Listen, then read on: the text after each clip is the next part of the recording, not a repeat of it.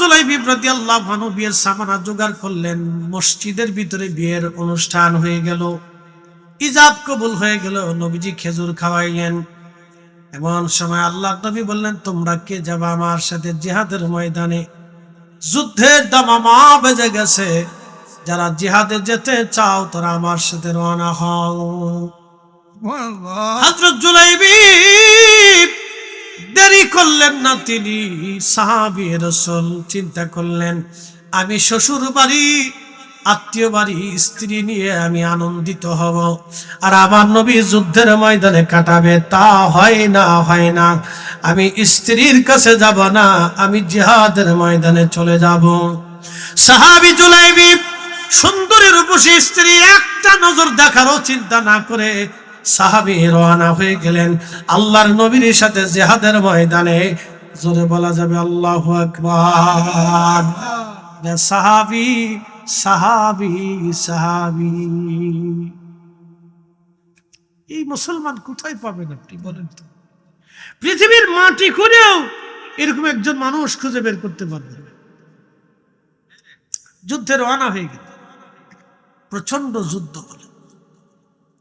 ইমাম ইবনে কাসির তাফসীর ইবনে কাসিরের ভিতরে তার জীবনী বর্ণনা করতে গিয়ে লেখেন, প্রচন্ড যুদ্ধে বহু সাহাবী শহীদ হয়ে গেল। ওই যুদ্ধে মুসলমানদের বিজয় হলো। নবী বললেন, সাহাবীরা রে, আমার যত সাহাবী শহীদ হয়ে গেছে সবার জন্য কবর খনন করো, আমার সাহাবীদেরকে জন্য কবর খনন করো, কবর খনন করো।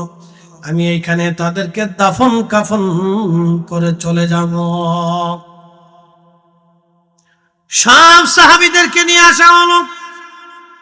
সমস্ত সাহাবীদেরকে নিয়ে এসে শহীদ সাহাবীদেরকে কাতার করে শোয়ে রাখা হলো। সাহাবীরা ঘুমিয়ে আছে। আল্লাহর নবী বললেন, কবর খনন করো। সবার চেহারা একটা নজর দেখার জন্য মুখের উপর থেকে কাপড় সরিয়ে নবী দেখতে লাগলেন। সবার চেহারা দেখার পরে নবী বললেন, সাহাবীরা রে, সবার লাশ কি যুদ্ধের ময়দান থেকে গুছাই নিয়ে আসছে, নাকি আর কেউ বাকি আছে? সাহাবীরা বলেন, ইয়া রাসূলুল্লাহ, ময়দান তন্ন তন্ন করে তালাশ করে সব সাহাবীর লাশ নিয়ে আসছে। আমাদের জানা মতে কোন সাহাবী বাকি নাই গো নবীজি।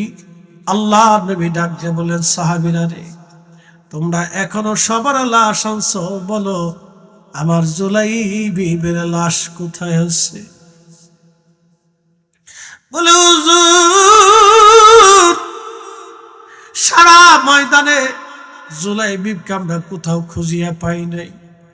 আল্লাহর নবী বললেন, সাহাবীরা রে, আমি তার মদিনার সুন্দরী মেয়ে দেখে বিয়ে দিয়েছি।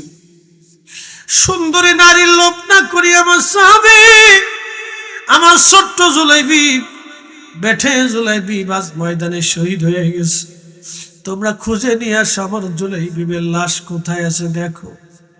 সাহাবীরা ভয় পাইল, জুলাইবির লাশকে কাফেররা নিয়ে গেল কি। সাহাবীরা তন্ন তন্ন করে ময়দান তালাশ করতে দেখে একটা 7টা কাপড়ের লাশ স্তূপ হয়ে পড়ে আছে। ওই লাশগুলি সরায়া দেখলো ওই লাশের নিচে হযরত জুলাইবি রাদিয়াল্লাহু আনহু শহীদ হয়ে পড়ে আছে। সাহাবীরা থেকে বের করে কাঁধে করে নিয়ে নবীজির সামনে নামাইলো। আল্লাহর নবী চোখের পানি ফেলে ফেলে কাঁদে আর বলে, সাহাবীরা রে, তোমরা সবাই রে দাফন কাফন করো, আমার জুলাইবি আমি নবী নিজে হাতে দাফন করব। আল্লাহু আকবার। সাহাবীরা রে, কবর খনন করো, আজ আমি নবী নিজে হাতে আমার জুলাইবিকে দাফন করব গো। আহা, কাফন পরানো হলো। শহীদদের জানাজা দেওয়া হয়, কিন্তু গোসল করানো হয় না। রক্ত মাখা অবস্থায় তাদেরকে কবরে নামানো হয়। ওইভাবে জুলাইবিকে কাফন পরাইয়া জানাজা পরাইয়া খাটিয়ায় করে নবীজি নিয়ে যেতে লাগলেন। আল্লাহর নবী খাটিয়া নিজে ধরলেন। আল্লাহর নবীর হাতে ধরে নবীজি নিজে তারে কবরে নিতে লাগলেন। আল্লাহর নবী নিজে হাতে তারে কবরে নামাইলেন, কবরে শুয়াইলেন। আমার নবী নিজে হাতে তারে কবরে নামাইলেন। আল্লাহু আকবার। হে রাসূল তোমায় ভালোবাসি, অন্তরে শুধু মুখে নয়, জান্নাতের আশায় নয় হে রাসূল, জাহান্নাম কেউ ডরি না। তোমায় পাওয়ার আশায় মন ছুটে যাই মদিনায়, এ আশিক দিদার দাও না,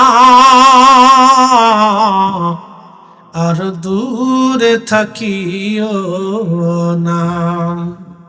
হে রাসূল তোমায় ভালোবাসি, অন্তরে শুধু মুখে নাই,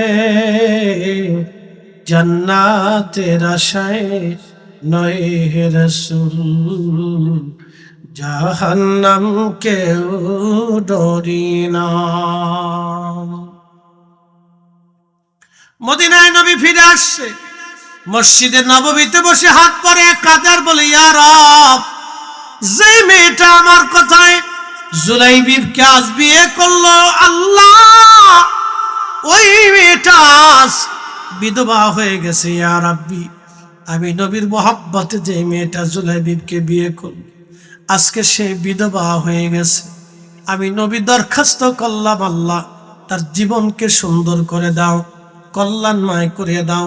আমি নবী তার উপরে খুশি, তুমি আল্লাহ তার উপরে রাজি হয়ে যাও। আল্লাহু আকবার, আল্লাহু আকবার। দোয়া করলো নবী। নবীর দোয়া কখনো বিফল হয় না, নবীর দোয়া কখনো ফিরে আসে না। সারা মদিনাতে জানাজানি হয়ে গেল, ওই মেয়েটার জন্য নবী দোয়া করেছে বরকতের জন্য। এটা কল্যাণময় নারী, বরকতওয়ালা নারী। নবীর প্রেমে, নবীর মহব্বতে এই মেয়েটা ধন্য হয়ে গেল, জীবন ধন্য, আখিরাত ধন্য হয়ে গেল মেয়েটার। তখন সারা মদিনার বড় বড় ফ্যামিলি থেকে এই মেয়েটার জন্য প্রস্তাব আসতে লাগলো, ইয়া রাসূলুল্লাহ, ওই মেয়েটাকে আমাদের ঘরে আপনি বিবাহ দিয়ে দেন। আপনি যার কল্যাণের জন্য দোয়া করেছেন, এই কল্যাণময় নারী আমাদের প্রয়োজন। সারা মদিনা থেকে হাজার হাজার বিবাহের প্রস্তাব এসেছিল তার জন্য। একবার জোরে বলা যাবে কি মারহাবা?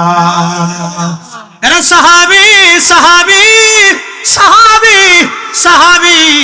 আল্লাহ ডাক দিলেন, তোমরা সাহাবীদের মতো ঈমান আনো। আমিনু কামা আমানান নাস, তোমরা আমার সাহাবীদের মতো ঈমান আনো।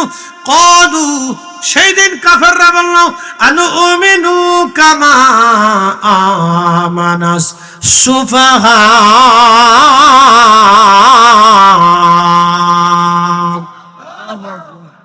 আমরা কি নির্বোধ আর বোকাদের মতো ঈমান আনবো? সেদিন সাহাবীদেরকে তারা বোকা বলেছিল, নির্বোধ বলে গালি দিয়েছিল। আমার আল্লাহ তার উত্তর দিয়ে দিলেন এইভাবে, আলা ইন্নাহুম হুমুস সুফাহা।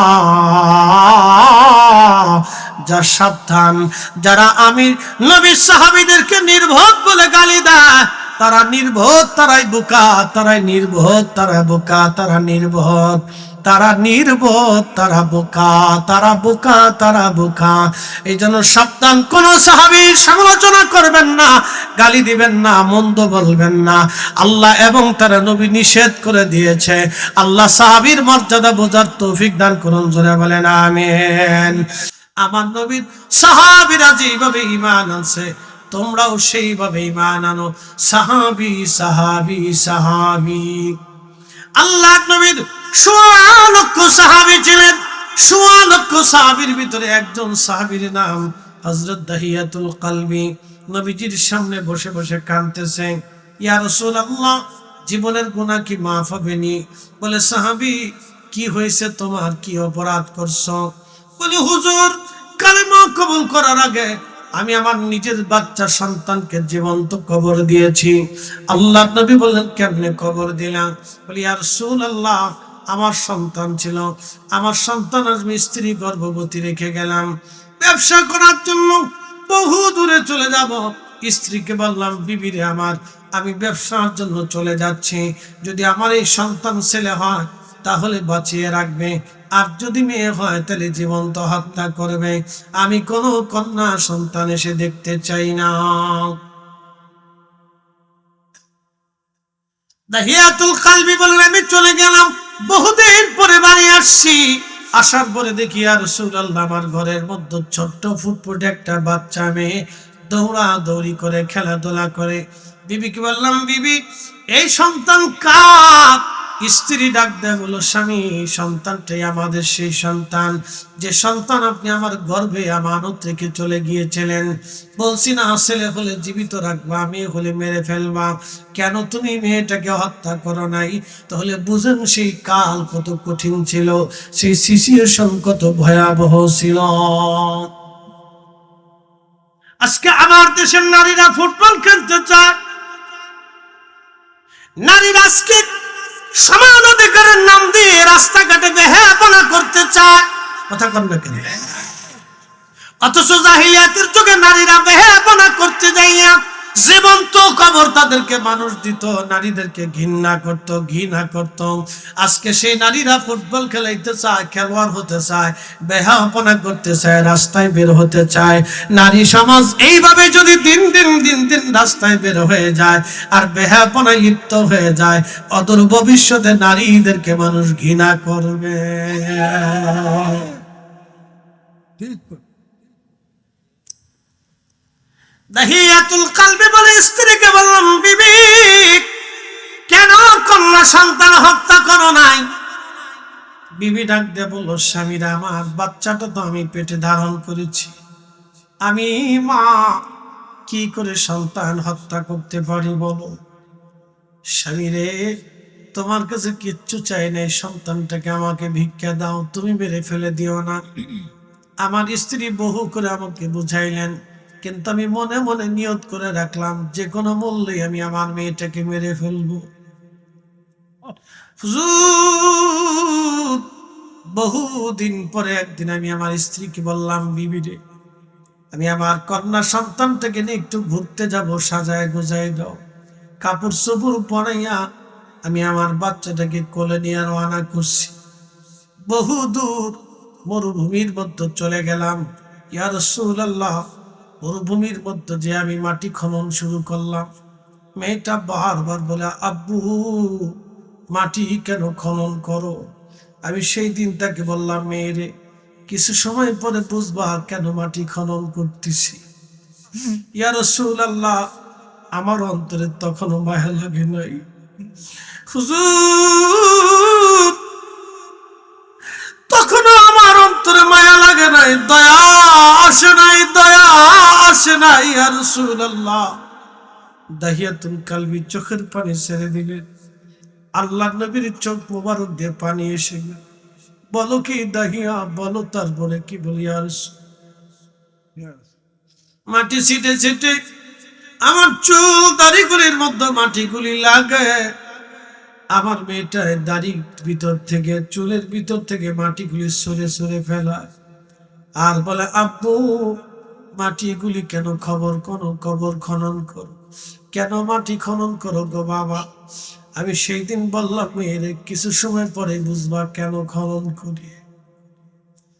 এইভাবে আমার মেয়েটা নিজের হাতে হাতে, কচি হাত দিয়ে, ছোট্ট হাত দিয়ে মাটি খনন করতেছিল, আমাকে সাহায্য করতেছিল। হুজুর, আমার তখনও মায়া লাগে নাই, আমার তখনও দয়া হয় নাই। ইয়া রাসূলুল্লাহ, আমার তখনও দয়া লাগে নাই নবী গো। মাটি খনন করে ফেললাম। আহা, আমি আমার ছোট্ট মেয়েটাকে কবরের পারে নিয়ে আস্তে করে ধাক্কা দিই, গর্তের মধ্যে আমি ফেলে দিলাম।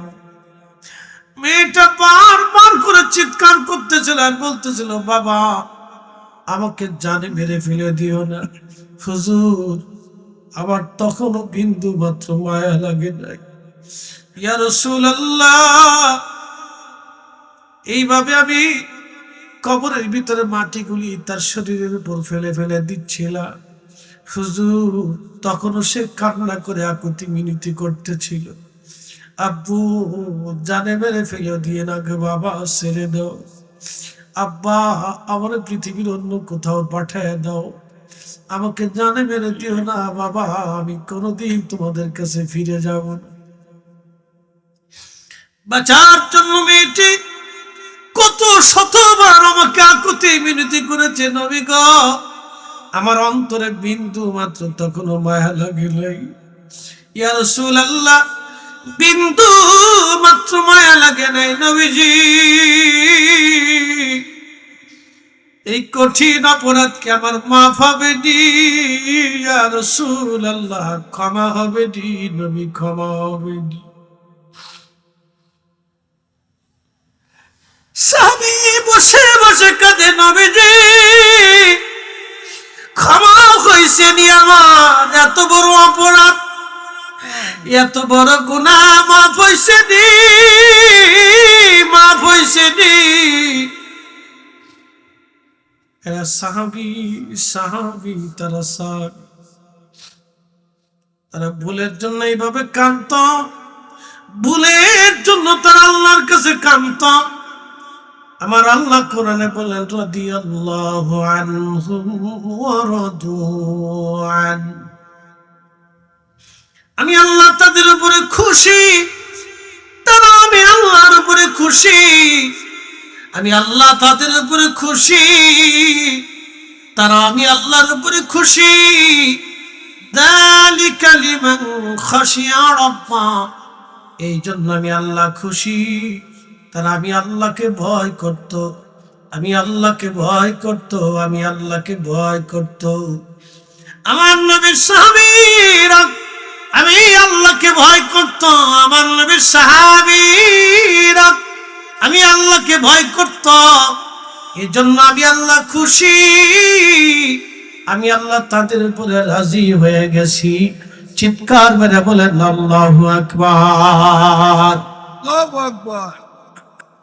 সাহাবী দাহিয়াতুল কলবি বসে বসে কাঁদে, নবীজি ক্ষমা হয়েছে নি ইয়া রাসূলুল্লাহ, ক্ষমা হয়েছে নি, আমার গুনাহ মাফ হয়েছে নি গো নবীজি। আল্লাহ নবী চোখের পানি ফেলে ফেলে কাঁদতেছিলেন। দাহিয়াতুল কলবি করছো কি? বলে হ্যাঁ ইয়া রাসূলুল্লাহ, আমি আমার মেয়েটাকে জীবন্ত কবরে জীবন্ত মাটি চাপা দিয়ে রাখছি, হুজুর ক্ষমা হয়েছে নি আমার, আমার বিন্দু মাত্র দয়া লাগে নাই। আল্লাহ নবী চোখের পানি ফেলে ফেলে ফেলে কেঁদে কেঁদে বললেন দাহিয়াতুল কলবি, যখনই তুমি লা ইলাহা ইল্লাল্লাহর কালেমা পড়ছো, যখনই তুমি রিসালাতের সাক্ষ্য দিয়েছ, তোমার জীবনের সব গুনাহগুলি আমার আল্লাহর সাথে সাথে দয়া পরবশয়ে মাফ করে দিয়েছে। চিৎকার মেরে আল্লাহু আকবার। আল্লাহু আকবার। না না, জোরে বলেন আল্লাহু আকবার। আল্লাহু আকবার। শ্রেষ্ঠ নবী দিলাম রে তরি নীতি রোজ হাসরে, শ্রেষ্ঠ নবী দিলাম রে তরি নীতি রোজ হাসরে, পথ না ভুলি তাই তো দিলে পাক কুরআনের বাণী, খুদা তোমার মেহেরবানি। আল্লাহুম্মা সাল্লি আলা, আহা জবান খুলে মাশাআল্লাহ,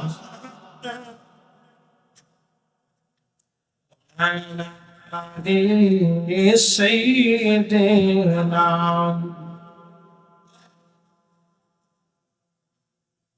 নবীর ইশকে যেন দিল ভাই এ ভুবনে কাঁদে না,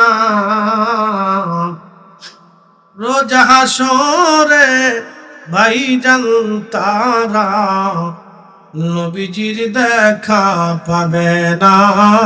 আল্লাহুম্মা সাল্লি আলা সাইয়্যিদিনা মাওলানা মুহাম্মদ।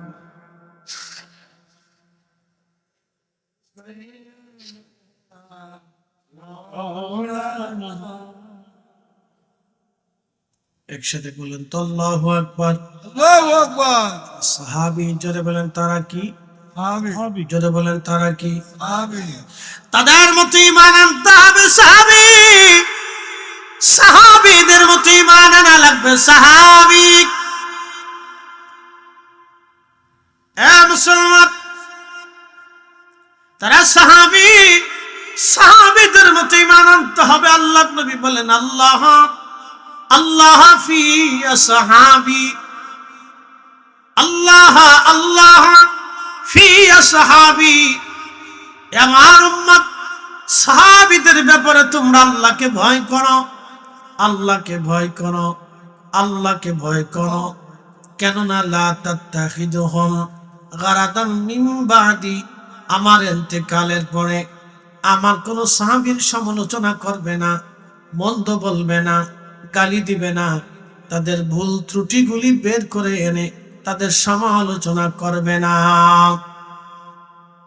ফামান আহাব্বাহুম ফাবিহুব্বি আহাব্বাহুম ওয়া মান আবগাদানি ফাবিবুগদি আবগাদাহুম।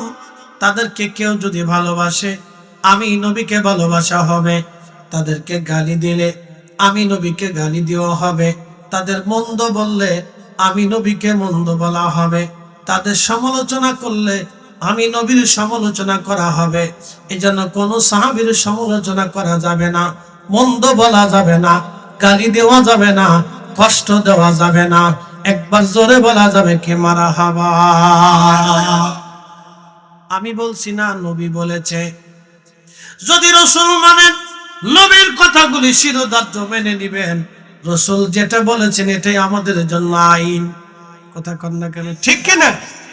আল্লাহর নবী যেটা বলেছে এটা আমাদের জন্য আইন। সাহাবীরা নিজেদের জীবনের সব কিছু উজাড় করে দিয়ে নবীকে ভালোবাসতেন। সাহাবী খুব মনোযোগ দিয়ে শুনিয়া যান। আল্লাহর নবীকে সাহাবীরা কিভাবে ভালোবাসতেন।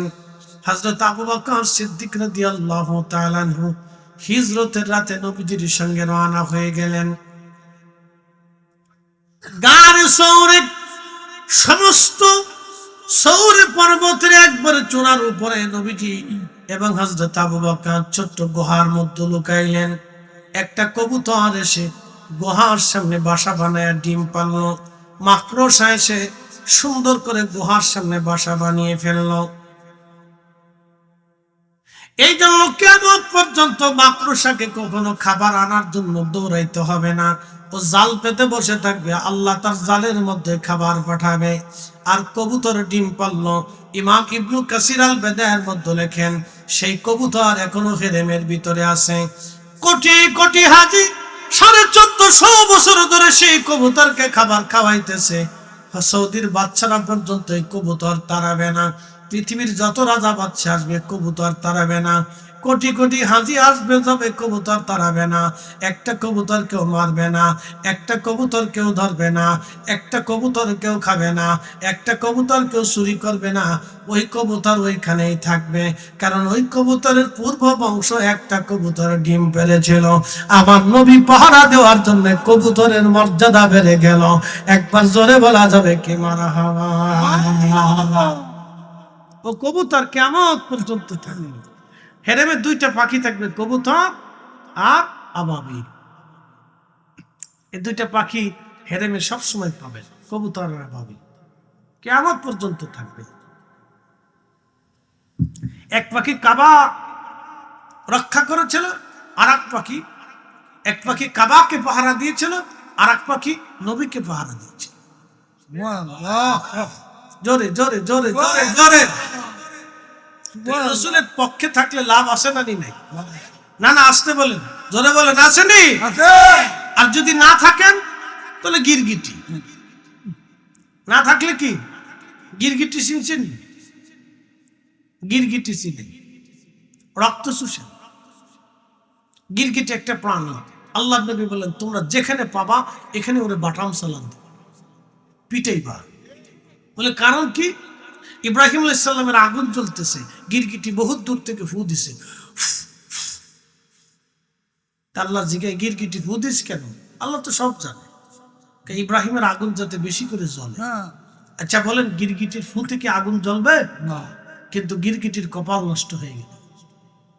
শুধু সাক্ষ্য না, ইব্রাহিমের ইজ্জতের বিরুদ্ধে দাঁড়ানোর জন্য গিরগিটির কপাল মন্দ হলো। কিয়ামত পর্যন্ত এই পানি মার খাইতে থাকবে। আল্লাহু আকবার। আল্লাহু আকবার। পেন একসাথে বলেন কি? জোরে বলেন। পেন পেশাব যখন করে কতটুকু পেশাব করে? শ্যালো মেশিন, সিরিঞ্জের মতো সামান্য একটু শব্দ হয় না, শীষ করে এসে শরীর লাগবে, ওর একটু ঠান্ডা ঠান্ডা লাগে, কিন্তু নাপাক হবে না। বলে কারণ কি? ইব্রাহিম আলাইহিস সালামের আগুনের দিকে ব্যাং পিছুটা গড়িয়ে এরকম পেশাব মারতেছে। আল্লাহ ব্যাং খরচ কি? আল্লাহ পেশাব ছাড়তেছি। কারণ কি? বলে ইব্রাহিম আলাইহিস সালামের আগুন নিভাইতেছি। আল্লাহু আকবার। তোর এই পেশাবে কি আগুন নেভবে? আমি জানি নিভবে না, কিন্তু কিয়ামতে তুমি যদি জিজ্ঞাসা করো তখন আমি বলবো পেশাব ছেড়ে দিয়ে চেষ্টা করছি। আল্লাহু আকবার। আমরা নবীর শান বাড়াইতে পারি না, কিন্তু আমরা রাসূলের শানের পক্ষে থাকবো। হাত উঁচা করে বলেন ঠিক না বেঠিক? আল্লাহু আকবার। নারায়ে রিসালাত। আল্লাহ। সুন্নি মহাসম্মেলন জিন্দাবাদ। 21তম তাফসীরুল কুরআন। আল্লামা ফরদি সাহেব জিন্দাবাদ। আমাদের কথায় নবীর শান বাড়ে না। নবী মহা ইজ্জতওয়ালা, কিন্তু রাসূলের ইজ্জতের পক্ষে, আজমতের পক্ষে আমরা থাকলে আমাদের কপাল বুলন্দ হবে। কথা বলেন ঠিক না বেঠিক? আর যদি চলে যান তো গিরগিটি কি? যদি বলেন গিরগিটি। গিরগিটি। এই ব্যাঙের দোয়া আল্লাহ কবুল করে, যেন ব্যাঙের দোয়া কবুল হয়। যখন ব্যাঙ ডাকে তখন বুঝবেন বৃষ্টি আসবে। ঠিক ঠিক আসতে করেন। ঠিক আমি দলিল দিয়ে বলতেছি, অসুবিধা নেই। ঠিক। আমি যেহেতু বলছি তো দলিল তো দিন। ইমাম ইবনে কাসির আল বেদায়ের ভিতরে সুলাইমান আলাইহিস সালামের জীবনের আলোচনার উপরে তিনি এনেছেন। সুলাইমান আলাইহিস সালাম একদিন, তিনি বহুদিন বৃষ্টি হয় না। বর্তমান যে ফিলিস্তিন, এটা সুলাইমান আলাইহিস সালামের রাজধানী। প্যালেস্টাইন, ফিলিস্তিন, বাইতুল আকসা, এখানে ছিল না প্রাসাদ।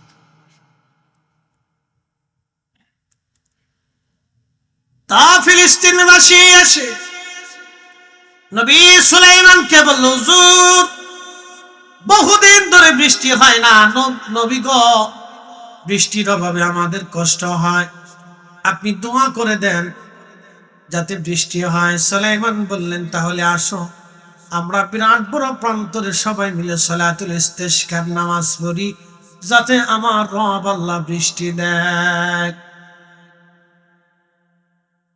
দিন তারিখ নির্দিষ্ট করে সুলাইমান নবী রওনা করলেন।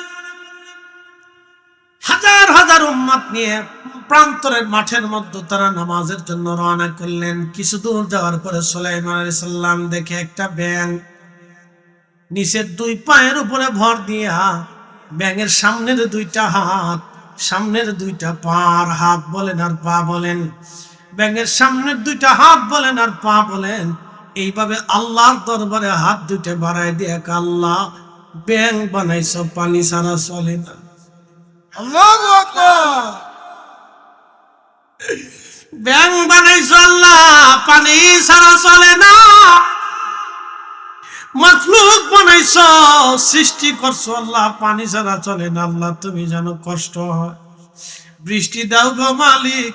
আল্লাহ আমি ব্যাঙ তোমার কাছে কইতেছি, আল্লাহ বৃষ্টি দাও, আল্লাহ বৃষ্টি দাও।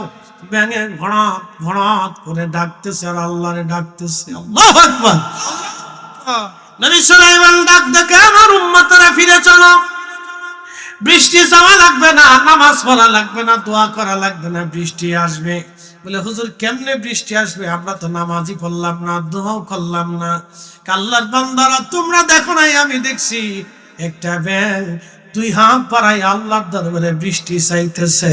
ব্যাঙের দোয়া আল্লাহ কবুল করে নিছে, বৃষ্টি আসবে, চলো দোয়া করা লাগবে না, ব্যাঙের দোয়া আজ কবুল হয়ে গেছে। জোরে বলেন না মারহাবা। কিসে দোয়া করে? জোরে বলেন, আরো জোরে। জোর হয় না কেন? তা আমার দেশের নজদির হইল কি দোয়া মানে না? আমার দেশের নজদির হলো কি দোয়া মানে না? ও ব্যাঙের চাইতে নিকৃষ্ট। কথা কোন ঠিক কিনা? ঠিক কথা, ঠিক। এই মোরাকাবে চলে গেছে। আচ্ছা যাক যাক থাক। ওখানে ফালাও জ্বালা, সামনে রাখাও মুশকিল। তাহলে কি দোয়া চলবে? জোরে বলেন। খালি দোয়া আমরা করি না আরো কেউ করে? খালি মানুষে করে না পশু পাখিরাও করে? হ্যাঁ। খালি আমাদের কারণে দোয়া বৃষ্টি আসে না মাখলুকের কারণে আসে? আমাদের কারণে শুধু আল্লাহ বৃষ্টি দেয় না, ফসল দেয় না, খাবার দেয় না, ওদের জন্য দেয়। বিড়ালে কান দেখে, আল্লাহ আমার মালিকের যদি মাছ না দেয় তো কাটা কেমনে খাবো? বিড়ালে কান দেখে, আল্লাহ আমার মালিকের যদি মাছ না দাও আমি কাটা কেমনে খাবো? আল্লাহ মাছ দেয়। বিড়ালের দোয়ার কারণে আপনার তকদির পরিবর্তন, কুকুরের দোয়ার কারণে আপনার তকদির পরিবর্তন হয়ে যায়, গরুর দোয়ার কারণে আপনার আমার তকদির পরিবর্তন হয়। আল্লাহ বৃষ্টি দেয়, ফসল দেয়। মারহাবা।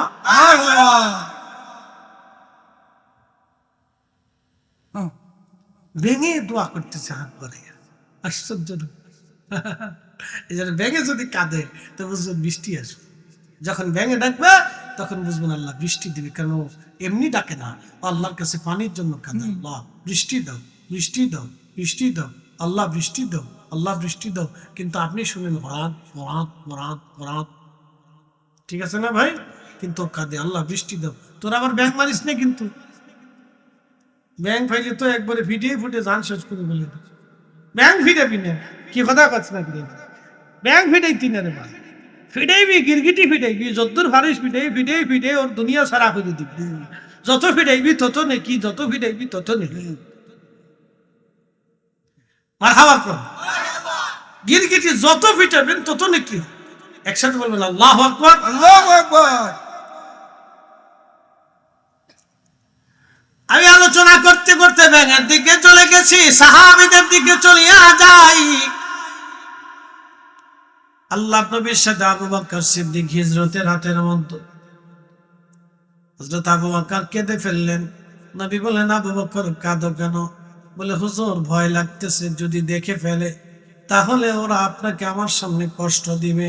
আমি এই ভয়ে কাঁদি, আমার সামনে আমার রাসূলকে কষ্ট দিবে। আল্লাহ নবী বলেন, আবু বকর আমি আর তুমি একা না, আমাদের সাথে আল্লাহ আছে। সুবহানাল্লাহ। 3 দিন পর্যন্ত গাড়ি সৌর পর্বতে নবী থেকে ওখান থেকে বের হয়ে রওনা হয়ে গেলেন। যেতে যেতে যেতে যেতে পথ আর হবে এই আপনার আরব সাগরের পার হয়ে রওনা করলেন। সাগরের কিনারা ঘেঁষে নবীজি বের হয়ে গেলেন।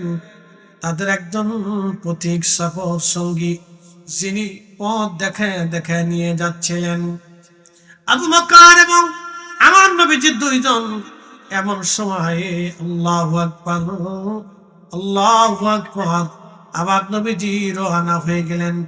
আবু বকর সিদ্দিক রাদিয়াল্লাহু আনহু স্ত্রী পুত্র সন্তান সবকিছু রেখে দিয়ে আমার নবীর সঙ্গে নবীজির সঙ্গে রওনা হয়ে চলে গেলেন। আল্লাহু আকবার। বন্ধু আমার, সন্তানের কথা তারা মনে রাখে, এরা সাহাবী। সন্তানের কথা মনে রাখে নাই, তারা সাহাবী, তারা সাহাবী, তারা সাহাবী। এরকম প্রত্যেকটা সাহাবীর জীবন যদি আপনি দেখেন, আল্লাহ তারা আমার নবীর জন্য নিবেদিত প্রাণ হয়ে ঘর ছাড়া হয়ে চলে গেলেন। সাহাবী খাব্বাবের পিঠের গোশত উঠিয়ে ফেললো তারা, কিন্তু কালেমা ছাড়লেন না। সময়ের জীবন চলে গেল, কিন্তু সময় ঈমান হারলেন না। ইয়াসারকে 2 কাজ থেকে মাঝখান থেকে ফেলে দেওয়া হলো, তারপর জীবন দিল কিন্তু ঈমান দিল না। তারা সাহাবী, সাহাবী, তারা সাহাবী। মুসলমান খুব মনোযোগ দিবেন। নবীর আরেকজন সাহাবী, তার নাম হযরতে আব্দুল্লাহ যুলবাজাদাইন রাদিয়াল্লাহু আনহু। সে যৌবনকালে, যুবক বয়সে তাগড়া যুবক, তখন মদিনার সবচেয়ে বড় ধনাঢ্য পরিবারের সন্তান।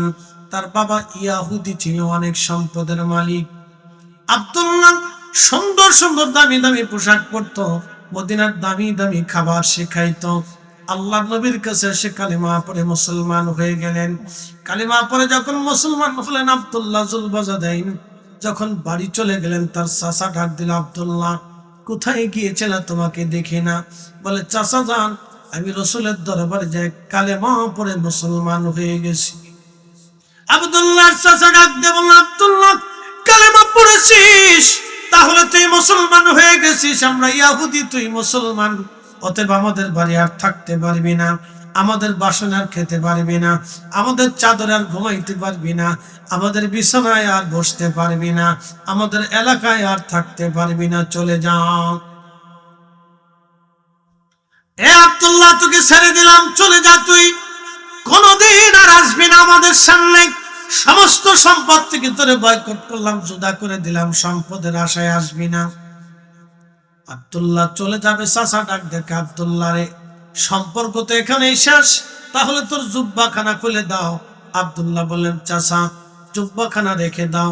বলে, আব্দুল্লাহ রে, জুব্বা যদি না দিস টেনে খুলে নিয়ে যাব, কারণ ওই জুব্বাটা আমাদের পয়সার কেনা, আমাদের টাকার কেনা। জুব্বা খুলে দে। আব্দুল্লাহ জুব্বা খুলে দিলেন, পরন আছে তহবন লুঙ্গি।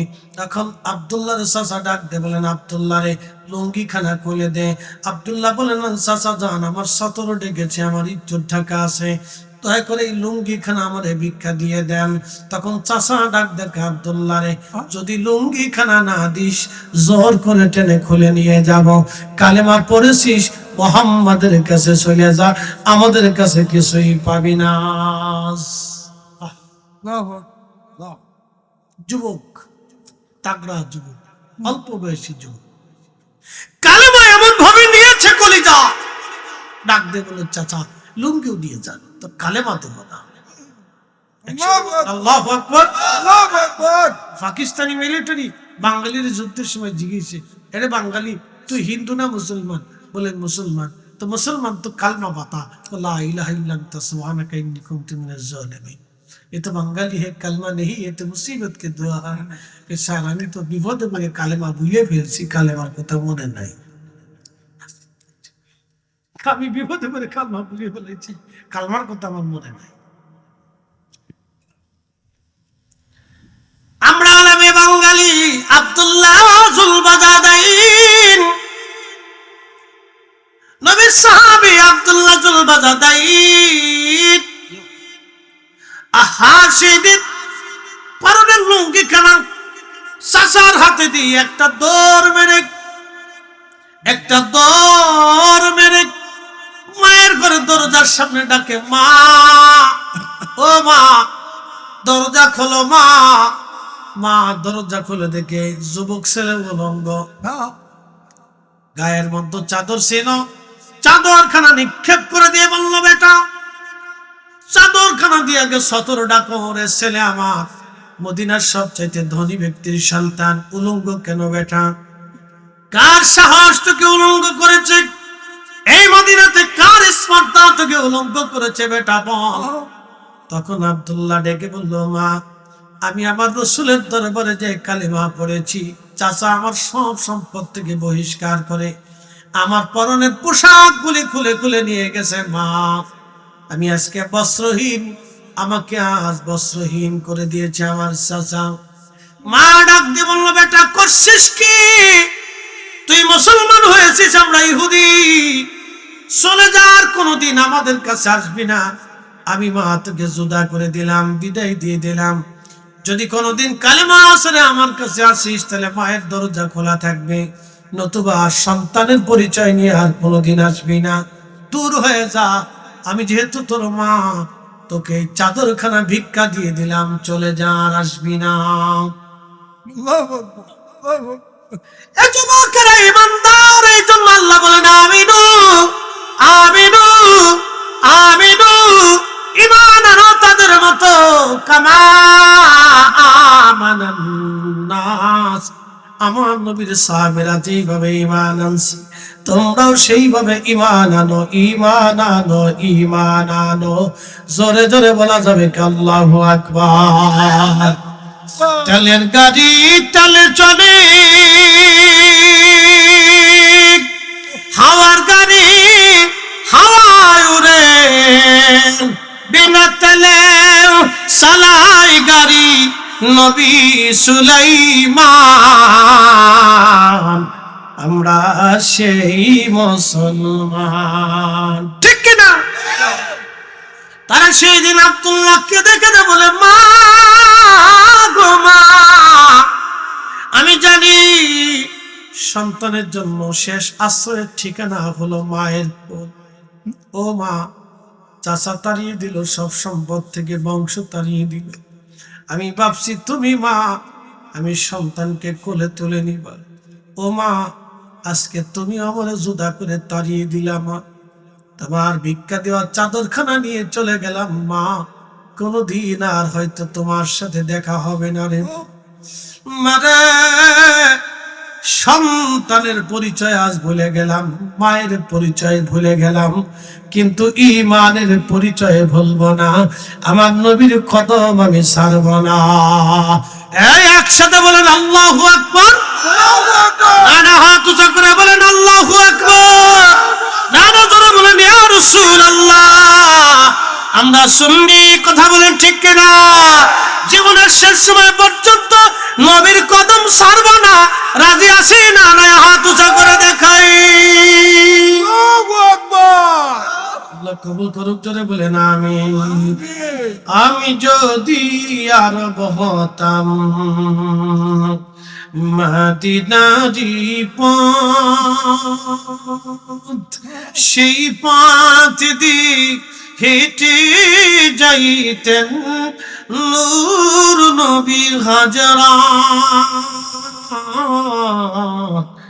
নূর নবী হাজরা।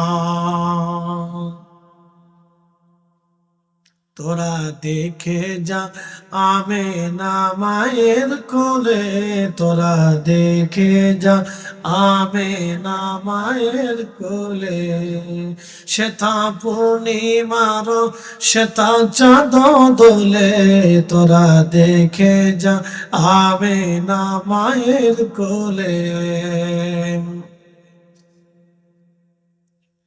আব্দুল্লাহকে দেখে বিদায় নিয়ে চলে গেল। কোনদিন আর তিনি ফিরে আসে নাই। ওই যে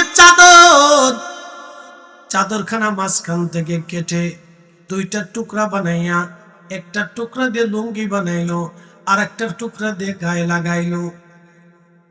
একদিনের ধনী যুবক আজকে ফকির হয়ে গেল আমার নবীর প্রেমে। একটা চাদর পরনে পড়লো, আর একটা চাদর গায়ে লাগাইলো। এক চাদরে এক তহবন্দে, এক চাদরে। হযরত আব্দুল্লাহর দিন কাটতেছে, বাড়ি নাই, ঘর নাই, সংসার নাই, জমি নাই, জাতি নাই, অর্থ নাই, বিত্ত নাই, কাজ নাই, চাকরি নাই, কিছু নাই। নবীর বাড়ি আহলে সুফার সাহাবী হয়ে গেল। কোনদিন খাবার আসলে খায়, না আসলে না খেয়ে থাকে। আব্দুল্লাহ জোরে জোরে জিকির করতো, আল্লাহ আল্লাহ আল্লাহ আল্লাহ আল্লাহ আল্লাহ আল্লাহ আল্লাহ। আন্না রাফা সাউত, জোরে জোরে জিকির করতো আব্দুল্লাহ জুল বাজাদাইন। এই জন্য তাকে জুল বাজাদাইন বলা হয়, জুই চাদরের টুকরা বলা হয়। আরে যুবক, আজকে তোমাকে কিসে তোমাকে নবী থেকে জুদা করে দিল বলো? কে তোমাকে রাসূল থেকে জুদা করলো বলো যুবক? সেই দিনের আব্দুল্লাহ নিজের জীবনের সাপ ছেড়ে দিল, কিন্তু নবীর কদম ছাড়ে নাই, আমার রাসূলের কদম ছাড়ে নাই। আমি দুইজন সাহাবীর জিন্দেগি বলে ফেললাম, দুইজন সাহাবীর জীবন আমি বলে ফেললাম। তারা নবীর জন্য সব দিয়ে দিল। তাবুকের যুদ্ধের ময়দানে একমাত্র আব্দুল্লাহ ইন্তেকাল করলেন। আব্দুল্লাহ জুল বাজাদিন ইন্তেকাল করার পরে আল্লামা ইমাম নুরউদ্দিন হাইসামি রাহিমাহুল্লাহ মাজমাউজ জাওয়ায়েদের ভিতরে বিশুদ্ধ সনদে হাদিস লেখে, আমার নবীজি বললেন, সাহাবীরা রে, আমার আব্দুল্লাহর কবরের মধ্যে তোমরা নামাইবা না। আমি নবী নিজে আমার আব্দুল্লাহর কবরে নামাবো, কারণ আমার আব্দুল্লাহ আমার জন্য বাড়িঘর ছাড়িয়া, মা বাবা ছাড়িয়া, সহায় সম্পদ ছাড়িয়া, দিনহীন ভিখারি হইয়া, দুইটা চাদরের টুকরা পড়িয়া আমার আব্দুল্লাহ সারা জীবন আমার সাথে কাটাই দিয়েছে। সাহাবীরা রে, আমার আব্দুল্লাহ রে আজ কবরে আমি নামাবো, তোমরা নামাইবা না। আব্দুল্লাহ জুলবাজুদ্দিনের কবরের মধ্যে নবী নিজে নেমে গেছে রে। চিৎকার মেরে বলেন না ইয়া রাসূলুল্লাহ, আমার নবী নিজে কবরের মধ্যে নেমে গেছে। আল্লাহ আব্দুল্লাহ লাশ নবী নিজে হাতে কবরের মধ্যে রাখতেছিল। ওই সময় কবরের পাশে দাঁড়িয়ে আব্দুল্লাহ ইবনে মাসউদ আল্লাহর দরবারে হাত পড়ে বলে, রাব্বি, এই আব্দুল্লাহর জায়গা যদি আমি আব্দুল্লাহ হইতাম, আমার জীবন কত বুলন্দ হতো। আমার রাসূল আমাকে নিজে হাতে কবরে রাখতো। এসব গম্বদ বলে মঞ্জুর দোয়া করোনা, जब वक्त न जा आए आका दीदार आता करुणा, दीदार आता करुणा। मैं कब्र अंधेरी में घबराऊंगा जब तन्हा में, कब्रे अंधेरी में घबराऊंगा जब तन्हा, इमदाद मेरी करुणे आ जाना रसूल अल्लाह, इमदाद मेरी करुणे आ जाना रसूल अल्लाह, रोशन मेरी तुर्बत को लिल्लाह जरा करुणा, जब वक्त न जा आए आका दीदार आता करुणा, दीदार आता करुणा। কষ্ট হচ্ছে আপনাদের? কিছু সময় কি আর বসা যাবে না? ওই তো নি, ওই তো নি। খুব কামার হাওয়া। কেবল 2-3 সাহাবীর কথা বললাম, এই জন্য আল্লাহ বলেন আমিনু কামা আমানান নাস। আমি আর একজন সাহাবীর জীবনী বলবো, বলবো নি? বলবো একসাথে বলেন আল্লাহু আকবার। ওই সাহাবীর জীবনী বলে আমি আপনাদেরকে শেষের দিকে নিয়ে যাব, কষ্ট বাড়াবো না। আমাদের দেশে কিছু মানুষ আছে বামন বেঠে, আছে না নাই? বামন বেঠে মানুষ আছে না? বেঠে বামন, নিগ্রো কালো, বংশের কোনো পরিচয় নাই, কোথায় বাড়ি, কোথায় ঘর, কোথায় ঠিকানা কেউ জানে না, বাবা মা কোন জায়গা তাও জানে না। সাহাবীর নাম হযরত জুলাইবি। হযরত জুলাইবি তার প্রশংসায় আমার আল্লাহ কোরআনের আয়াত নাজিল করেছে। আসতে হলো কেন জোরে বলেন? সাহাবীর নাম জুলাইবি। ছোট্টকালে হারিয়ে গেল তিনি। বামনার বেটে দেখে মদিনার কোনো মানুষ তার খোঁজ নেয় নাই, মা বাবা কোনোদিনও তার আর খুঁজে নেয় নাই, খুঁজেও পায়ও নাই বামন বেটে ছেলে। আহা জুলাইবি ঘুরতে ঘুরতে নবীর দরবারে এসে বলল, দুনিয়ার সবাই আপনাকে জুদা করে দিলেও আমার নবী উম্মত জুদা করে না। কি কথা কর না কেন বাবা, জোরে বলেন। কবরে আপনাকে রেখে সব মানুষ চলে আসবে, ছেলেটাও কবরের পাশে যাবে না, মেয়েরাও যাবে না, স্ত্রীও মনে রাখবে না। হয়তো কালের বিবর্তনে আপনার ভাই হয়তো বলে যাবে আপনাকে, আপনার প্রতিবেশীরা হয়তো আপনার উপরে মনক্ষুণ্ণ হয়ে দোয়া করবে না, কিন্তু শুনে যান তিনি এমন একজন নবী, উম্মতের কঠিন বিপদের সময় নবী মদিনায় থাকে না, উম্মতের কাছে নবী তশরিফ আনে, উম্মতের তরাইয়া তরাইয়া জাহান্নাম থেকে বাঁচায়। একবার জোরে বলা যাবে কি আল্লাহু আকবার।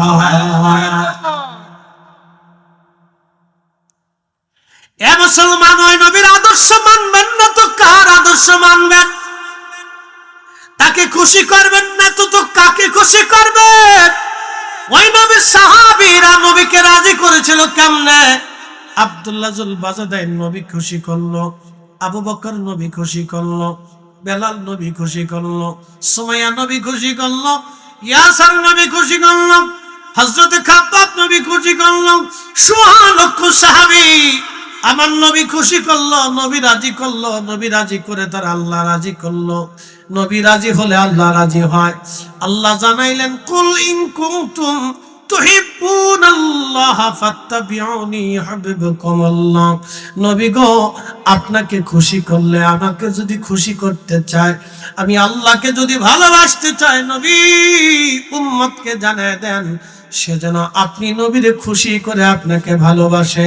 আপনার ইত্তেবা অনুসরণ যদি করে, তাহলে আমি আল্লাহর অনুসরণ হয়ে যাবে, আমি আল্লাহকে খুশি করা হবে। জোরে কোন মারহাবা। এই আমার দিকে তাকান, নবী মানলে আল্লাহ কেমনে মানা হয় আমি ব্যাখ্যা করে বুঝাই। আমার মাথায় কি? জোরে বলেন। পাগড়ি, টুপি। আল্লাহ কি পাগড়ি মাথায় দেয়? আমার নবী দিছে দেখে আমরা দিই। আমার মুখে কি? দাড়ি। জোরে বলেন, মুখে কি? আল্লাহর কি দাড়ি আছে? আমার নবী রাখছে বিদায় আমরা রাখি। কথা ঠিক আছে? আমরা মেসাক করি কিনা? জোরে কর না কেন করিনি? কেন করি? আল্লাহর কি দাঁত আছে? আল্লাহ কি মেসাক করে? নবী করছে বিদায় আমরা করি। ঠিক আছে। আমরা ডান হাত দিয়ে খাই কিনা? আল্লাহ কি খায়? আল্লাহর তো খাওয়া লাগে না। আমার নবী ডান হাত দিয়ে খাইছে বিদায় আমরা খাই। জোরে জোরে না বুঝলে হুজুর বুঝি নেই, বুঝাইতেছি দেখেন। নবী কেন মানবো বুঝাই দিয়ে যাই। আমার গায়ে কি? জুব্বা। জোরে বলেন, গায়ে কি? জুব্বা। জুব্বা কি আল্লাহ গায়ে দেয়? তা আমার নবী গায়ে দিতেছে বিদায় আমরা জুব্বা গায়ে দিছি। মারহাবা কর। আমার নবীর স্ত্রী ছিল কি ছিল না? আমাদের মা ছিল না? আচ্ছা বলেন আপনারা, আমার আল্লাহর কি বউ আছে? আল্লাহর কি স্ত্রী লাগে? তাহলে স্ত্রী বিয়ে করতে হবে, এটা আমার নবীর সুন্নত। কথা বল না কেন? খুব মনোযোগ দিয়ে কথা শুনবেন। স্ত্রীর সাথে কিভাবে আচরণ করতে হবে? আল্লাহর কি স্ত্রী আছে? তাহলে আমার নবী বিবির সাথে কিভাবে আচরণ করতে হবে প্র্যাকটিক্যাল নবী শিখাইছে। এই জন্য নবী মানলে আল্লাহ মানা হয়। কথা বল না কেন? এক কথা ভালো করে বুঝবেন। আমার নবী বাজার সদাই করছে কিনা? ব্যবসা বাণিজ্য করছে কিনা? আল্লাহর কি ব্যবসা করা লাগে? আমার নবী প্র্যাকটিক্যাল যেমনি ব্যবসা করছে আমরা ওইভাবেই ব্যবসা করব। এই জন্য নবী মানলে আল্লাহ মানা হয়। কথা কন না, ঠিক কিনা? আচ্ছা মনোযোগ দেন। আমার নবী যে যুদ্ধ জিহাদ করছে কিনা? আচ্ছা বলেন, আল্লাহ কি তলোয়ার নিয়ে কোনোদিন যুদ্ধে নামছে? আমার নবী নিজে যুদ্ধ করছে। এই জন্য রসুল মানলে আল্লাহ মানা হয়। কথা কন না, ঠিক কিনা? আচ্ছা আমার নবী ঘুমাইতো কিনা? আল্লাহ কি ঘুমায়নি? তাহলে আমার নবী যেমনি ঘুমাইছে এমনি উম্মত ঘুমলে নবী মানলে আল্লাহ মানা হয়। কথা কন না, ঠিক কিনা? আমার নবী ওযু করছে কিনা?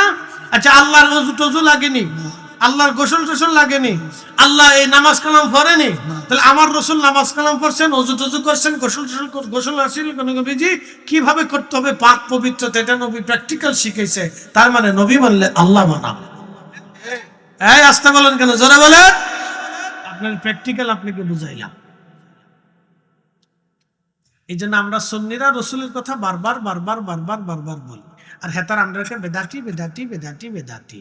ও তো সাতার বেদাতের গাট্টি বুকসার নিয়ে সে শুয়ে থাকুক, ও সাতা দেখার টাইম আমাদের নাই।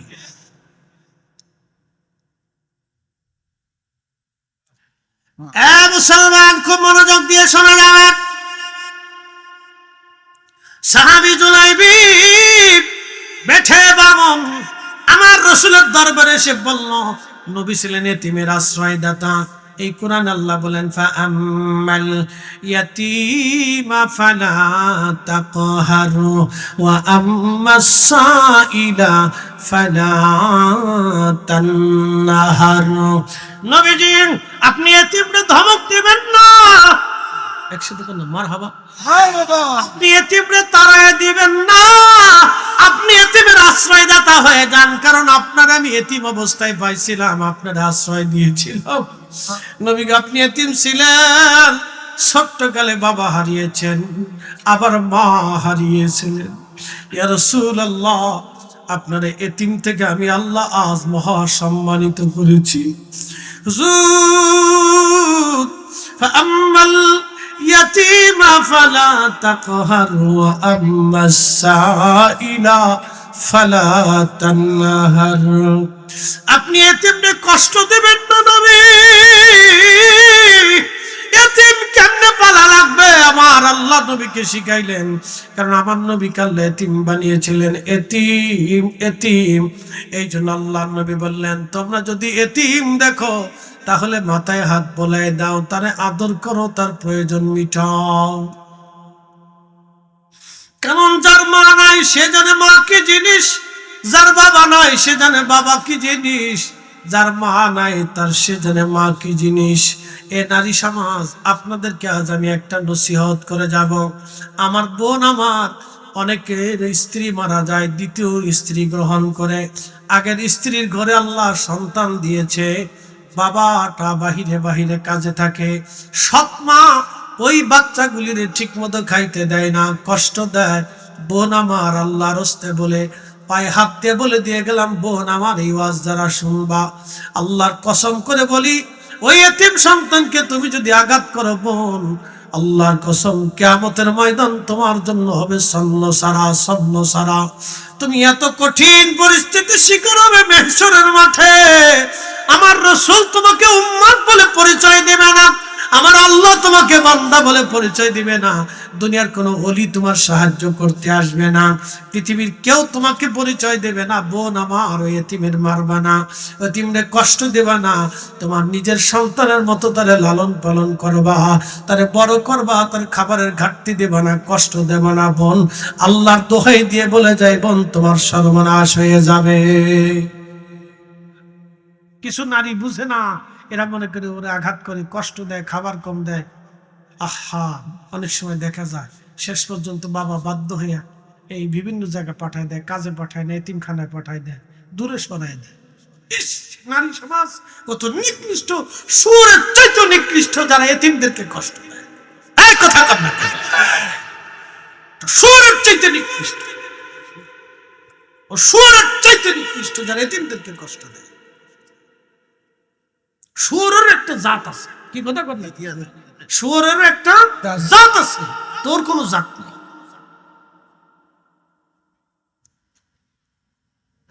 এক শাস্তাগণবাসী আল্লাহরও জানাই দিলেন হাবিব, এতিমদেরকে নবীজি বলেন উম্মত তোমরা যদি আমার এতিমদেরকে লালন পালন করো তাহলে তোমরা শুনিয়ে নাও, এইভাবে জান্নাতে আমি আর তুমি পাশাপাশি থাকবো। আমি আমার ওই বোনকে বলবো, বোন স্বামীর ঘরে এসেছেন, আগের স্ত্রীর ঘরে যদি সন্তান থেকে থাকে, মহিলাটা মারা গেছে, এই এতিম বাচ্চাটাকে আপনি নিজের সন্তানের মতো আদর করেন, আপনার সন্তান মনে না করলো এতিম মনে করে আদর করেন, কারণ এই বাচ্চাটা এতিম, এই বাচ্চাটা এতিম হয়ে গেছে। বোন আমার আল্লাহর কসম করে বলি জান্নাতে আমার নবীর সাথে পাশাপাশি থাকতে পারবেন, এইভাবে পাশাপাশি থাকতে পারবেন। নতুবা হাসর আপনার জন্য এত কঠিন হবে, আমার রাসূলের দরজায় আপনার জায়গা হবে না, আমার নবীর দরজায় জায়গা হবে না, আল্লাহর দরজায় জায়গা হবে না। কারণ আল্লাহ কোরআনে বলে দিয়ে দিলেন তোমরা এতিমকে কষ্ট দিও না, এতিমরা আঘাত করিও না, এতিমের হক নষ্ট করিও না, এতিমকে মাইরো না, এতিমকে ধমক দিও না। আল্লাহ আমার বুঝার তৌফিক দান করুন, জোরে বলেন আমিন।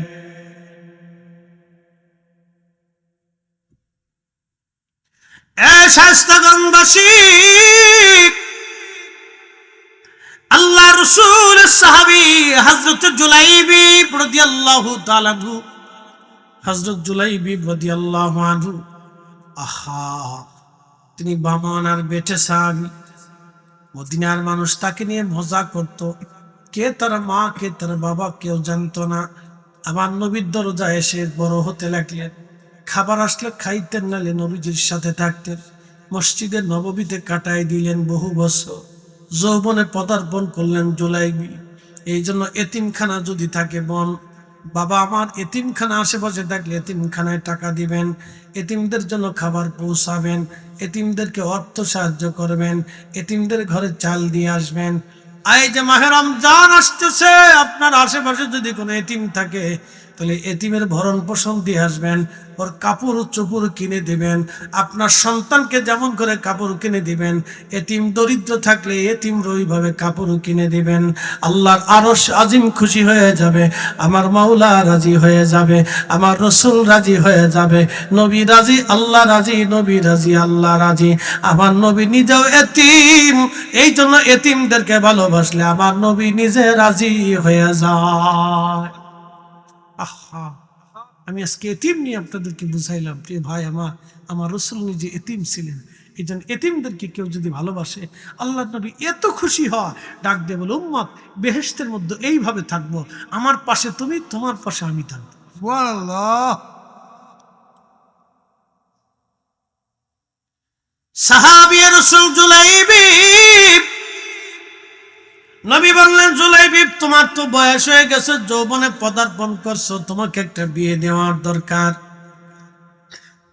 হযরত জুলাইবি ডাকতে বলেন, ইয়া রাসূলুল্লাহ, মদিনার মানুষ আমাকে নিয়ে হাসি তামাশা করে, আনন্দ করে যেত আমি বেমন বেঠে। তারপরে আমি নিগ্রো কালো, 2 নম্বর আমি দরিদ্র, 3 নম্বর আমি বেঠে বামন মানুষ, 4 নম্বর আমার মা বাবার বংশের পরিচয় আমি নিজেও জানি না, কোথায় আমার ঠিকানা। হুজুর, আমার মতো পরিচয়হীন মানুষের সাথে মদিনার মানুষ মেয়ে বিয়ে দেবে না। আল্লাহ নবী বললেন, জুলাইবি আমি নিজে তোমাকে বিয়ে দেব। আল্লাহু আকবার। মদিনার এক আনসারী ধনী ব্যক্তি, প্রিয় নবী তাকে ডাক দিলেন, আনসারী তোমার ঘরে না একটা সুন্দরী মেয়ে আছে? বলে, হ্যাঁ ইয়া রাসূলুল্লাহ। মদিনার মানুষ এমনিতেই সুন্দর, তারপরও মদিনার মধ্যে পরমা সুন্দরী একটা মেয়ে, বুঝতেই পারতেছেন সুন্দরের পরেও সুন্দর।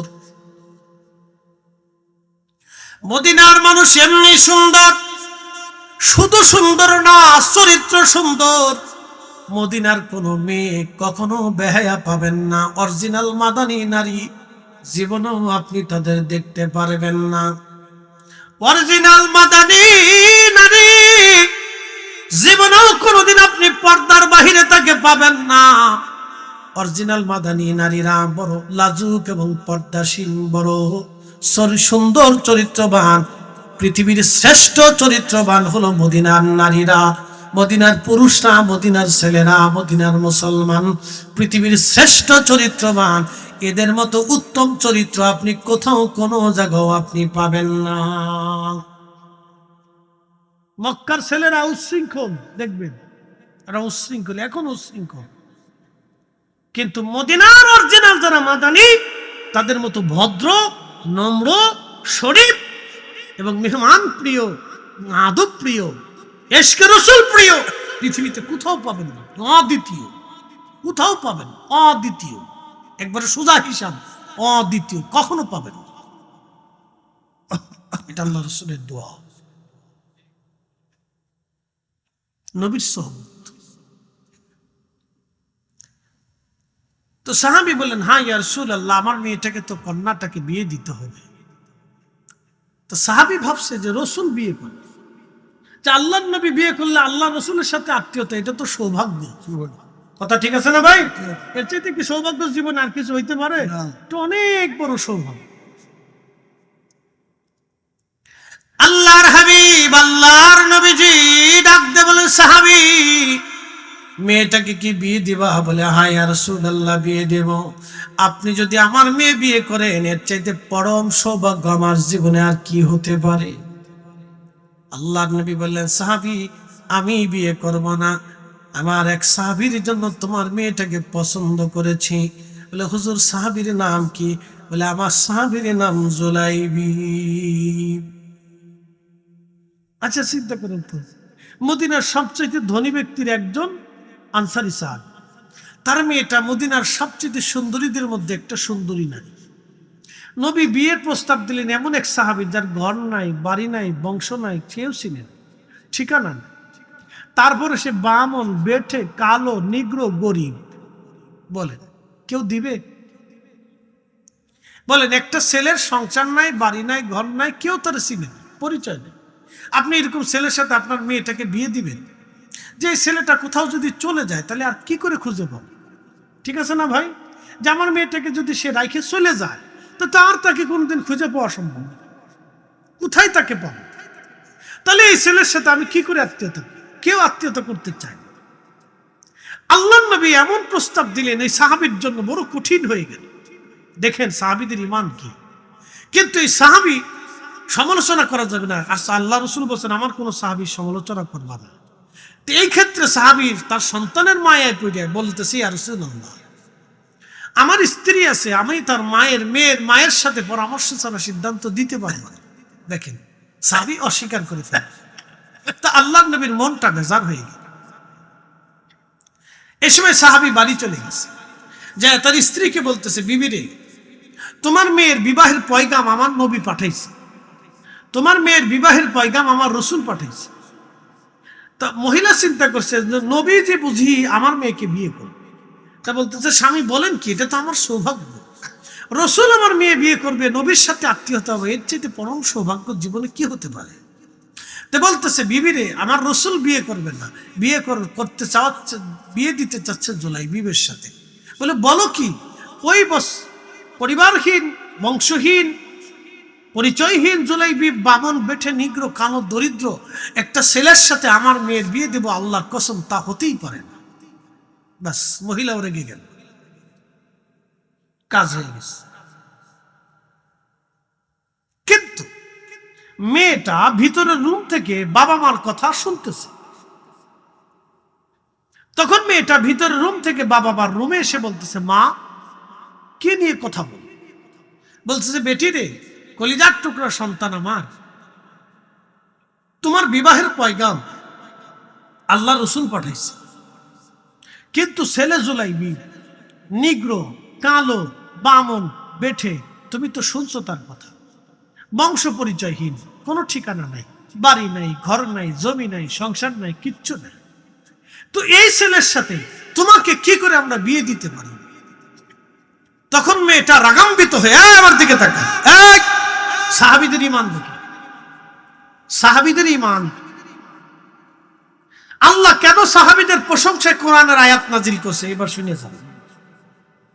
তখন এই মেয়েটা ইশকে রাসূল বুঝে জানে, কেন নবী খুশি করতে হবে বুঝে যান, কেমনে রাসূলকে রাজি করতে হয় বুঝে যান, কেমনে নিজের জীবনকে রাসূলের জন্য কুরবানি করতে হয় বুঝে যান, কেন নবী খুশি করলে আল্লাহ খুশি হয়ে যায় বুঝে যান এই সাহাবী থেকে। তখন এই নারী, এই মেয়েটা ডাক দিয়ে বলতেছে মা, কলিজার ভিতরে কি করে সাহস, আমার রাসূল আমার জন্য স্বামী পছন্দ করেছে, এর চাইতে আমার জীবনে কি সৌভাগ্য হতে পারে যে আমার জন্য আমার রাসূল স্বামী পছন্দ করেছে, আর আমার জন্য বিবাহের পয়গাম আমার রাসূল নিজে পাঠিয়েছে, আমার বিবাহের ওলি আমার নবী নিজে হবে, এর চাইতে আমার জীবনের সৌভাগ্য আর কি হতে পারে? একসাথে বলবেন আল্লাহু আকবার। আল্লাহু আকবার, আল্লাহু আকবার। সাহাবী একসাথে বলেন কি? জোরে বলেন না, আরো জোরে বলেন, চিৎকার মেরে বলেন, গলা ছেড়ে বলেন, তারা কি? সাহাবী, তারা সাহাবী। যান, মেয়েটা বাবাকে ধমক দিয়ে বলতেছেন যান এক্ষুনি, আপনারা রাজি না হলো আমি রাজি, সুবহানাল্লাহ। আমার রাসূল আমার বিবাহের ওলি হচ্ছে, অভিভাবক হচ্ছে, এর চাইতে পরম সৌভাগ্য আমার কি হতে পারে? আল্লাহু আকবার, আল্লাহু আকবার, আল্লাহু আকবার। আল্লাহর নবীর কাছে ওই মেয়েটা তার বাবাকে পাঠিয়ে দিল। আনসারী সাহাবী দৌড়ে এসে বলেন ইয়া রাসূলুল্লাহ, আপনার প্রস্তাবে আমার মেয়ে নিজে রাজি। হুজুর তাহলে আপনি বিয়ে পড়ান, দিন তারিখ ধার্য করে দেন, আমিও রাজি হয়ে গেলাম। আল্লাহর নবী সন্তুষ্ট হয়ে গেলেন। কোরআনের আয়াত আল্লাহ পাক নাজিল করলেন, খুব মনোযোগ দিয়ে শুনে যান। তখন ওই সাহাবী বললেন, হুজুর আপনি প্রস্তাব দেন, দিন তারিখ নির্দিষ্ট করেন। আল্লাহর নবী জুলাইবিবকে বললেন, জুলাইবিব না, থাক থাক, ওই বসাই রাখা জ্বালা, বিরাট বড় জ্বালা। তোরা খিতাল লেগে বসে বসে, তো আমি তো জানি সেটা ভালো করে বুঝি, খিতাল লেগে বসে সেটা অসুবিধা নাই, ফাইবি বৌকা বৌকা। তবে আপনাদের এই অঞ্চলের একটা খুব গুণ ভালো, বাচ্চারা মাহফিল বসে, যুবকরা মাহফিল করে, বাচ্চারা মাহফিল সাজায়। মাঝে মধ্যে আমরা ছোট ছোট বাচ্চারা মিছিল দিয়ে দিয়ে লয়ে যায়, হুজুর আইতেছে, সাহাব আইতেছে, হুজুর আইতেছে, বাচ্চারা মিছিল দিয়ে দিয়ে লয়ে যায়, মুসাফা করে আসে। বাংলাদেশের বহু অঞ্চলে এই আদবই নেই। আমার সাথে যাবেন, আমি আপনাদের দেখাব, বহু অঞ্চল আছে, বহু অঞ্চল। ইয়া রাব্বি, অনেক ভালো। এই দিকটা আমার কাছে খুব পছন্দ, যে বাচ্চাদেরকে, আপনাদের বাচ্চাদেরকে আপনারা আদব শিক্ষা দেন। তো যা হোক, আলহামদুলিল্লাহ, শুধু শিক্ষা দিয়ে তো না, এখানে 360 জন আল্লাহর ওলি বাতাস আছে। কথা কর না, জোরে বলো, কয়জন ওলি? 360 জন যে আল্লাহর ওলি মকবুল, তাতে কি সন্দেহ আছে? তাদের পরবর্তী যারা আসছে তারাও যে মকবুল কবুলকৃত ওলি, তাদেরকে সন্দেহ আছে? তাদের নিসবতে অনেক ওলির জন্ম হয়েছে না? কথা কর না কেন? এই 750 বছর কি পৃথিবী বাংলাদেশে ওলি শূন্য ছিল? না না, 750 বছর ধরে তাদের নিসবতে বহু ওলির জন্ম হয়েছে। তো ওলির ছায়া, ওলির বাতাস, ওলির দোয়া, ওলিদের সোহবত, ওলিদের মায়া, এই কারণে এই জমিনকে আল্লাহ সিক্ত করে রাখছে। হযরত জুলাইবিব রাদিয়াল্লাহু আনহু বিয়ের সামানা জোগাড় করলেন, মসজিদের ভিতরে বিয়ের অনুষ্ঠান হয়ে গেল, ইজাব কবুল হয়ে গেল, নবীজি খেজুর খাওয়াইলেন। এমন সময় আল্লাহর নবী বললেন, তোমরা কে যাবা আমার সাথে জিহাদের ময়দানে? যুদ্ধের দামামা বেজে গেছে, যারা জিহাদে যেতে চাও তারা আমার সাথে রওনা হও। হযরত জুলাইবিব দেরি করলেন না, তিনি সাহাবী রাসূল চিন্তা করলেন, আমি শ্বশুর বাড়ি, আত্মীয় বাড়ি, স্ত্রী নিয়ে আমি আনন্দিত হব, আর আমার নবী যুদ্ধের ময়দানে কাটাবে, তা হয় না। আমি স্ত্রীর কাছে যাব না, আমি জিহাদের ময়দানে চলে যাব। সাহাবী জুলাইবিব সুন্দরী রূপসী স্ত্রী, একটা নজর দেখারও চিন্তা না করে সাহাবী রওনা হয়ে গেলেন আল্লাহর নবীর সাথে জিহাদের ময়দানে। জোরে বলা যাবে আল্লাহু আকবার। সাহাবী সাহাবী সাহাবী, এই মুসলমান কোথায় পাবেন আপনি বলেন তো? পৃথিবীর মাটি খুঁড়েও এরকম একজন মানুষ খুঁজে বের করতে পারবেন। যুদ্ধে রওনা হয়ে গেল, প্রচন্ড যুদ্ধ হলো।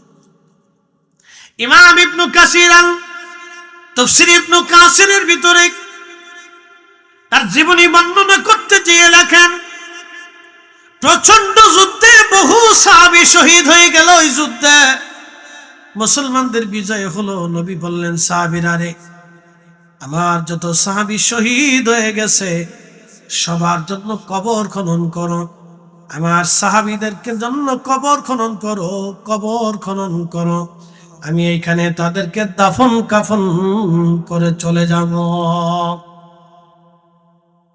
সব সাহাবীদেরকে নিয়ে আসা হলো, সমস্ত সাহাবীদেরকে নিয়ে এসে শহীদ সাহাবীদেরকে কাতার করে শোয়ে রাখা হলো। সাহাবীরা ঘুমিয়ে আছে। আল্লাহর নবী বললেন, কবর খনন করো।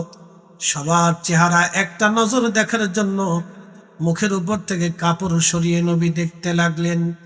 সবার চেহারা দেখার পরে নবী বললেন, সাহাবীরা রে, সবার লাশ কি যুদ্ধের ময়দান থেকে গুছাই নিয়ে আসছো, নাকি আর কেউ বাকি আছে? সাহাবীরা বলেন, ইয়া রাসূলুল্লাহ, ময়দান তন্ন তন্ন করে তালাশ করে সব সাহাবীর লাশ নিয়ে আসছে, আমাদের জানা মতে কোন সাহাবী বাকি নাই গো নবীজি। আল্লাহর নবী ডাক দিয়ে বলেন, সাহাবীরা রে, তোমরা এখনো সবার লাশ আনছো, বলো আমার জুলাইবিবের লাশ কোথায় আছে? বলে, হুজুর, সারা ময়দানে জুলাইবিবকে আমরা কোথাও খুঁজিয়া পাই নাই। আল্লাহর নবী বললেন, সাহাবীরা রে, আমি তার মদিনার সুন্দরী মেয়ে দেখে বিয়ে দিয়েছি। সুন্দরী নারীর লোভ না করি আমার সাহাবী, আমার ছোট্ট জুলাইবি বেঠে জুলাইবি বাস ময়দানে শহীদ হয়ে গেছে।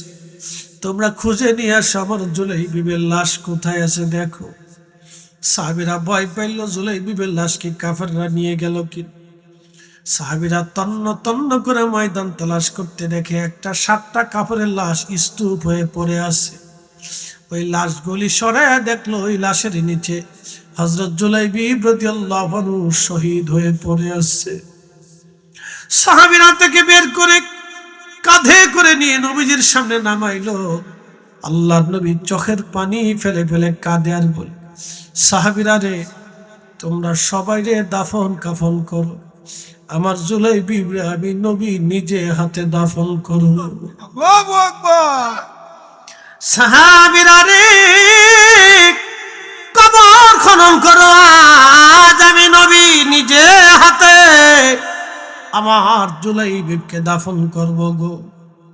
আহা, কাফন পরানো হলো, শহীদদের জানাজা দেওয়া হয়, কিন্তু গোসল করানো হয় না, রক্ত মাখা অবস্থায় তাদেরকে কবরে নামানো হয়। ওইভাবে জুলাইবিবকে কাফন পরাইয়া জানাজা পরাইয়া খাটিয়ায় করে নবীজি নিয়ে যেতে লাগলেন। আল্লাহর নবী খাটিয়া নিজে ধরলেন, আল্লাহর নবীর হাতে ধরে নবীজি নিজে তারে কবরে নিতে লাগলেন। আল্লাহর নবী নিজে হাতে তারে কবরে নামাইলেন, কবরে শুয়াইলেন। আমার নবী নিজে হাতে তারে কবরে নামাইলেন। আল্লাহু আকবার। হে রাসূল, তোমায় ভালোবাসি, অন্তরে শুধু মুখে নয়, জান্নাতের আশায় নয় হে রাসূল, জাহান্নাম কেউ ডরি না। তোমায় পাওয়ার আশায় মন ছুটে যাই মদিনায়, এ আশিক দিদার দাও না, আর দূরে থাকিও না। হে রাসূল, তোমায় ভালোবাসি, অন্তরে শুধু মুখে নাই, জান্নাতের আশায় নয় হে রাসূল, জাহান্নাম কেউ ডরি না। মদিনায় নবী ফিরে আসছে, মসজিদে নববীতে বসে হাত পরে কাদার বলে, ইয়া রব, যে মেয়েটা আমার কথায় জুলাইবিবকে আজ বিয়ে করলো, আল্লাহ ওই মেয়েটা আজ বিধবা হয়ে গেছে। ইয়া রাব্বি, আমি নবীর মহব্বতে যে মেয়েটা জুলাইবিবকে বিয়ে করল, আজকে সে বিধবা হয়ে গেছে। আমি নবী দরখাস্ত করলাম, আল্লাহ তার জীবনকে সুন্দর করে দাও, কল্যাণময় করে দাও। আমি নবী তার উপরে খুশি, তুমি আল্লাহ তার উপরে রাজি হয়ে যাও। আল্লাহু আকবার। আল্লাহু আকবার। দোয়া করলো নবী, নবীর দোয়া কখনো বিফল হয় না, নবীর দোয়া কখনো ফিরে আসে না। সারা মদিনাতে জানাজানি হয়ে গেল, ওই মেয়েটার জন্য নবী দোয়া করেছে বরকতের জন্য। এটা কল্যাণময় নারী, বরকতওয়ালা নারী, নবীর প্রেমে নবীর মহব্বতে এই মেয়েটা ধন্য হয়ে গেল, জীবন ধন্য, আখিরাত ধন্য হয়ে গেল মেয়েটার।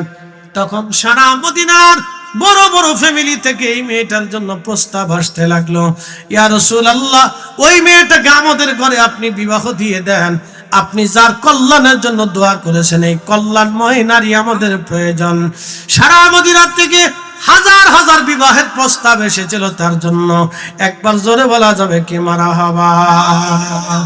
এরা সাহাবী সাহাবী সাহাবী সাহাবী, আল্লাহ ডাক দিলেন, তোমরা সাহাবীদের মতো ঈমান আনো, আমিনু কামা আমানান নাস, তোমরা আমার সাহাবীদের মতো ঈমান আনো। ক্বালু সেই দিন কাফেররা বলল আনুমিনু কামা আমানাস সুফাহা।